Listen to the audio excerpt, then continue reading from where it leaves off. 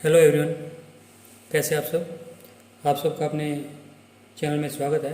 आज मैं आपको पंडित विष्णु शर्मा की कहानियों का संग्रह पंचतंत्र में से एक कहानी सुनाने जा रहा हूँ। यह एक लघु कथा है और कहानी का टाइटल है खटमल और जूं।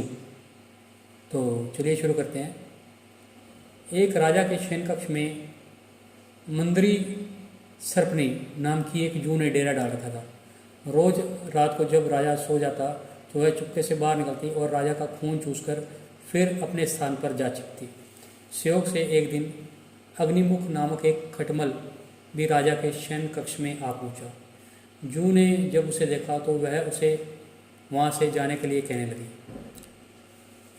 उसने अपने अधिकार क्षेत्र में किसी अन्य का दखल पसंद नहीं था, लेकिन खटमल भी कम चतुर न था और बोला, देखो, मेहमान से इस तरह का बर्ताव नहीं किया जाता। मैं आज रात तुम्हारा मेहमान हूँ। जूं अंततः खटमल की चिकनी चुपड़ी बातों में आ गई और उसे शरण देते हुए बोलती है, ठीक है, तुम यहाँ रात भर रुक सकते हो, लेकिन राजा को काटोगे नहीं और न ही उसका खून चूसने के लिए कहोगे। खटमल बोला, लेकिन मैं तुम्हारा मेहमान हूँ, मुझे कुछ तो दोगी खाने के लिए, और राजा के खून से बढ़िया भोजन और क्या हो सकता है। ठीक है, जूं बोली, तुम चुपचाप राजा का खून चूस लेना, उससे पीड़ा का आभास नहीं होना चाहिए।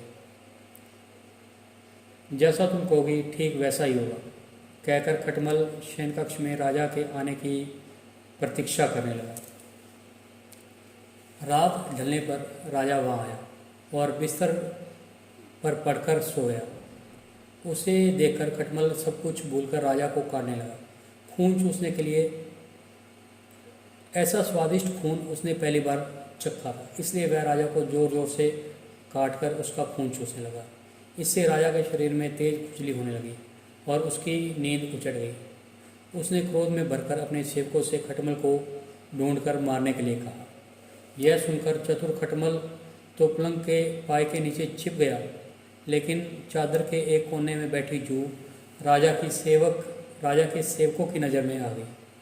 उन्होंने उसे पकड़ लिया और उसे मार डाला।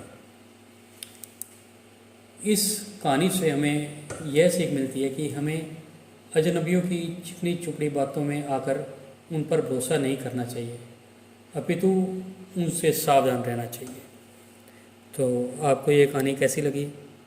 अगर कहानी पसंद आई है तो वीडियो को लाइक कीजिए, शेयर कीजिए और चैनल को सब्सक्राइब कीजिए और बेल वाला बटन ज़रूर दबाएं ताकि हम ऐसी कोई और वीडियो डालें तो उसकी नोटिफिकेशन आपको मिल जाए। Thank you.